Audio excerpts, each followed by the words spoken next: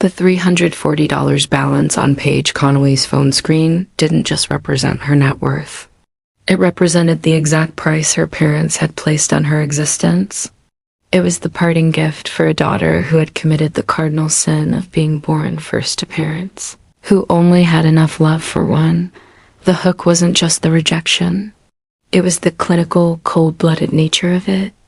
"We've crunched the numbers, Paige," her father Arthur had said. He was sitting in his leather wingback chair, the one Paige was never allowed to sit in. Between Julia's writing lessons, her private prep school tuition, and the lifestyle we need to maintain to ensure she marries, well, there simply isn't a budget for your state school ambitions. Besides, we've always said you were the tough one, the independent one. This is an opportunity for you to prove us right." Paige looked at her mother, Diane, expecting a flicker of maternal instinct.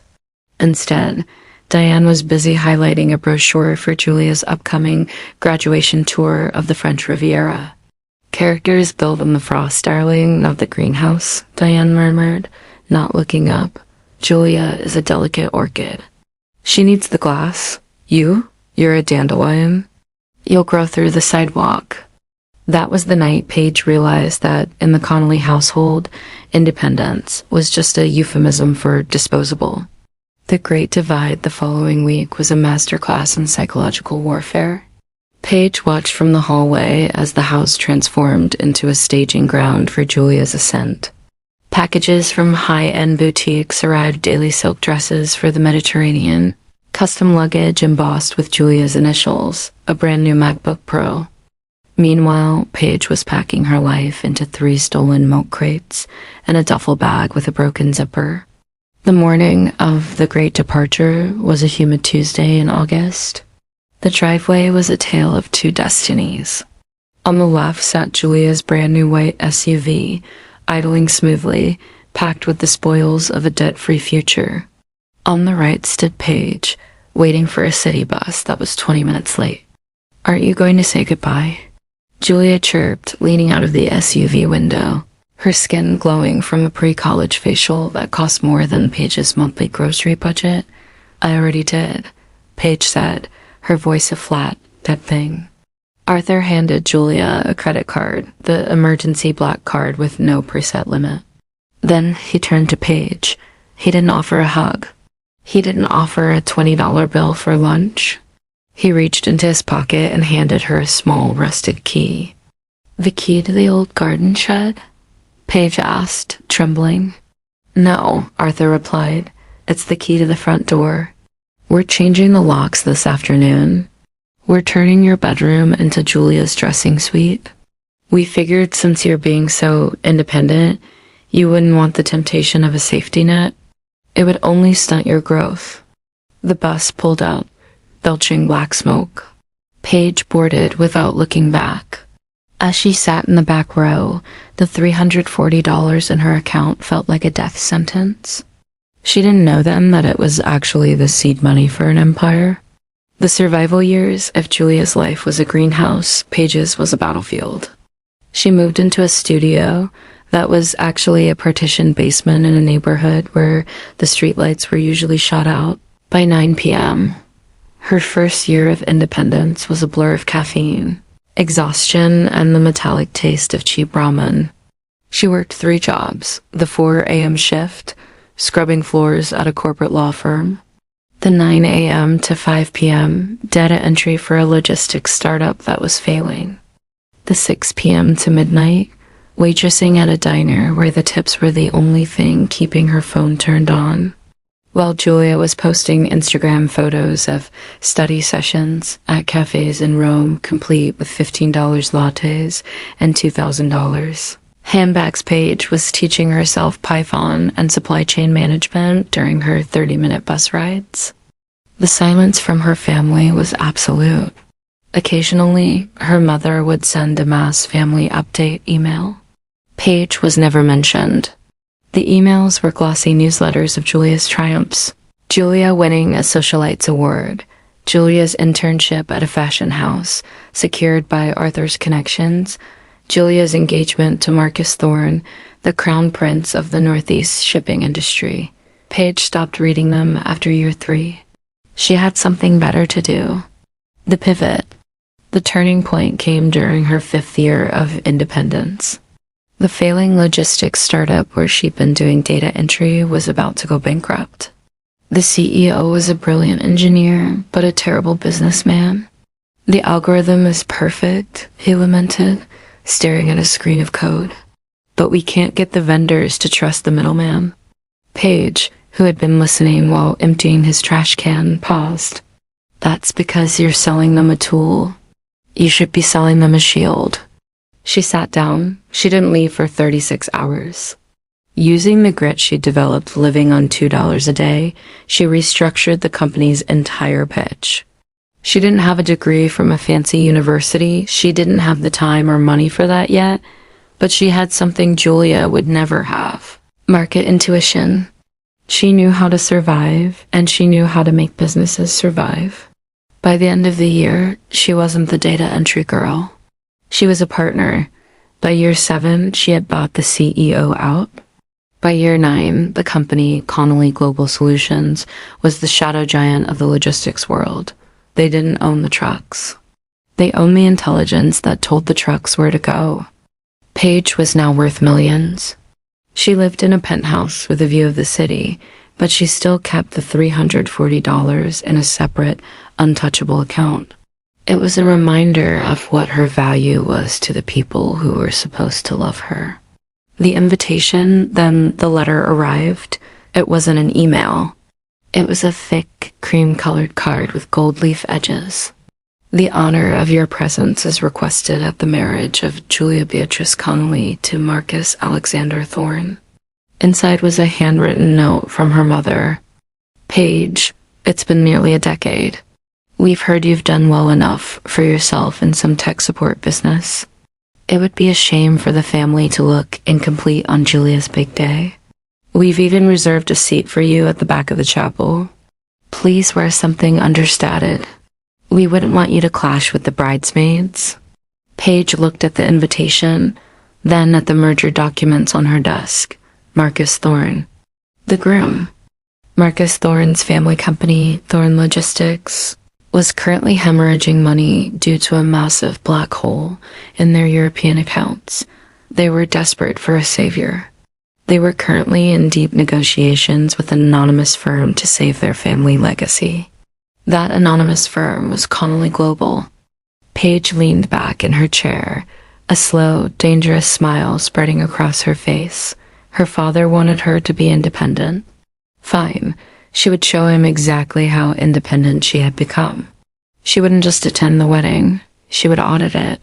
She picked up her phone and dialed her head of private investigations. I need everything, Paige said. Every penny my parents spent on Julia over the last 9 years. Every transcript, every diploma, every emergency credit card statement. I wanted to see the architecture of the greenhouse.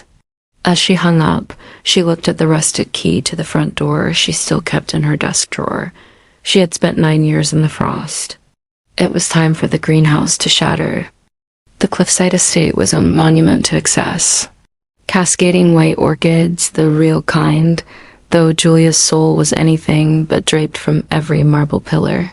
200 of the tri-state area's most influential power brokers moved through the gardens, sipping vintage champagne that cost more per bottle than Paige's first car. Paige arrived exactly 3 minutes after the ceremony was scheduled to begin. She didn't sneak in the back as her mother's invitation had suggested. She walked through the front gates, her heels clicking against the cobblestone with a rhythmic, predatory precision. She wore a midnight blue silk suit, tailored so sharply it looked like armor. At the altar, Julia looked like a princess from a tragedy. Her lace veil was 12 feet of pure denial. Beside her, Marcus Thorne looked regal but strained.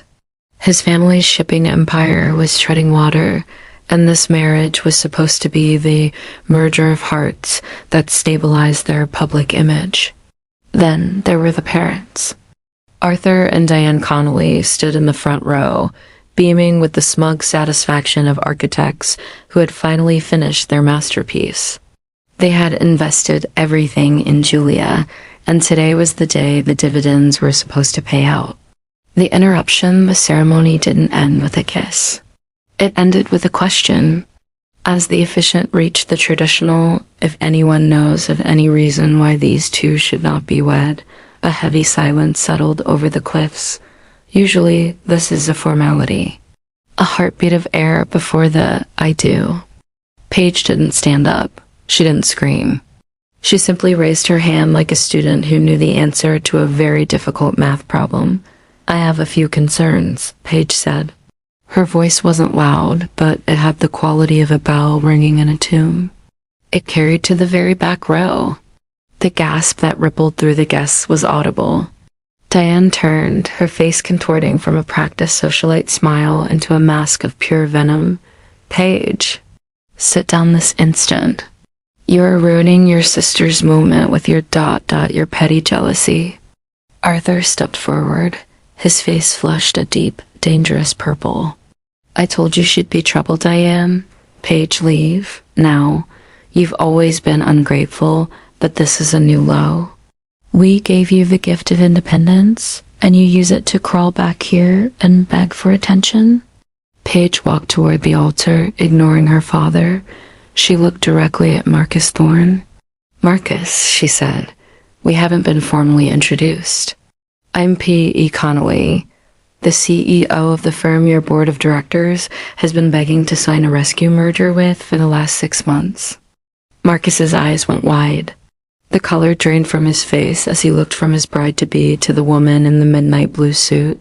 You are the Connolly behind Connolly Global, but Julia said she said you were struggling. She said you were a cautionary tale. I am a cautionary tale, Paige agreed.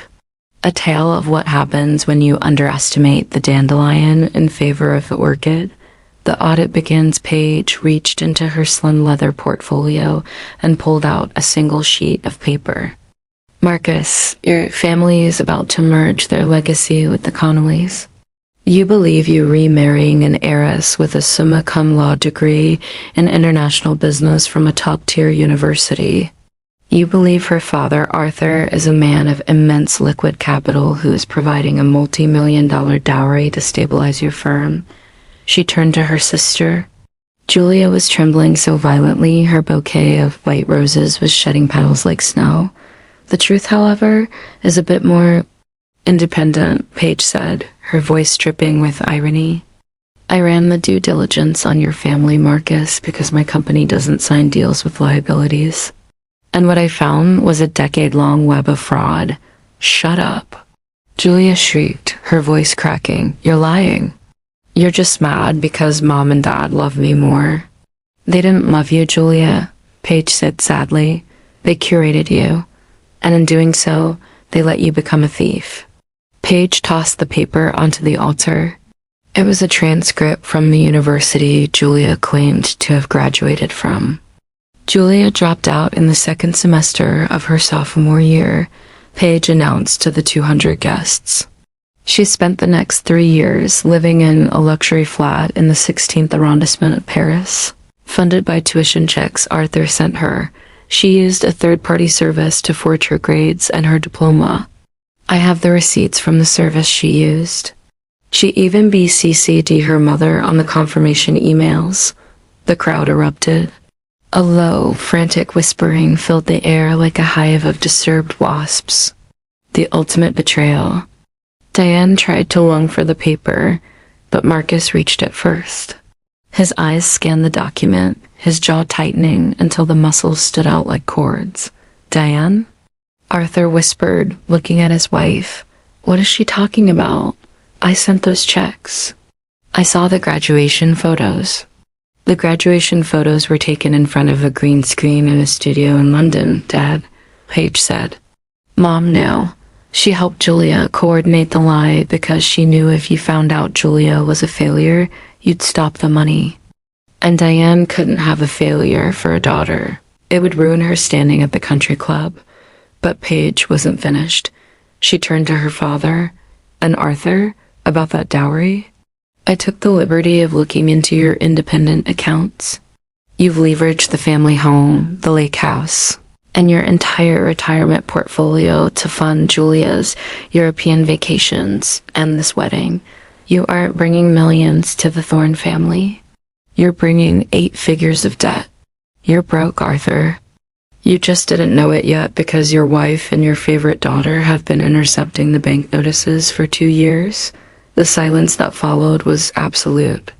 It was the sound of a family's foundation turning to dust. Arthur turned to Diane, his eyes wide with a sudden, horrifying clarity. Is it true? Diane didn't answer. She didn't have to. Her silence was a confession. She slumped into her seat, the perfect mother, finally broken by the weight of her own vanity. The final deal. Marcus Thorne looked at Julia, the woman he thought was his partner, and saw a stranger. He took off his boutonniere and dropped it on the floor. The wedding is off, Marcus said, his voice cold. Get out, all of you. Marcus, wait. Julia sobbed, reaching for his arm. I did it for us. I wanted to be the woman you deserved. You wanted to be the woman you could afford to be on someone else's dime, Marcus retorted. He turned to Paige. I assume this means our merger is off too? Paige looked at the chaos around her. Her sister was in a heap of lace on the floor. Her mother was catatonic. Her father looked like a man who had just realized he burned his only lifeboat 10 years ago. The merger with the Thorne family is still on the table, Paige said calmly. But only if you restructure. I don't partner with families. I partner with businesses, and I want a 60% stake in the new entity. I'm the tough one, remember? I don't do charity. Marcus looked at her, a strange spark of respect flickering in his eyes despite the ruin of his wedding day. 60%? That's aggressive. Character is built in the frost, Marcus. Paige quoted her mother's words back at the woman who was now weeping in the front row. I've spent 9 years in the cold. I know exactly what I'm worth. The exit page didn't stay for the legal fallout. She didn't stay to hear her father beg for a loan, or her mother apologize for the misunderstanding. She had done what she came to do. As she walked back down the aisle, the guests parted for her like the Red Sea. They didn't see the family failure anymore. They saw the most powerful person in the room. At the gates of the estate, she pulled out her phone. She opened her banking app and looked at that old secondary account. Balance, $340. She hit the close account button. She didn't need the reminder anymore. She wasn't the girl who had been abandoned with nothing. She was the woman who had built everything out of the silence her parents had left her. As her car pulled away from the cliffside, she looked out the window at the ocean. The greenhouse was shattered. The orchids were wilting, but the dandelion was finally truly free.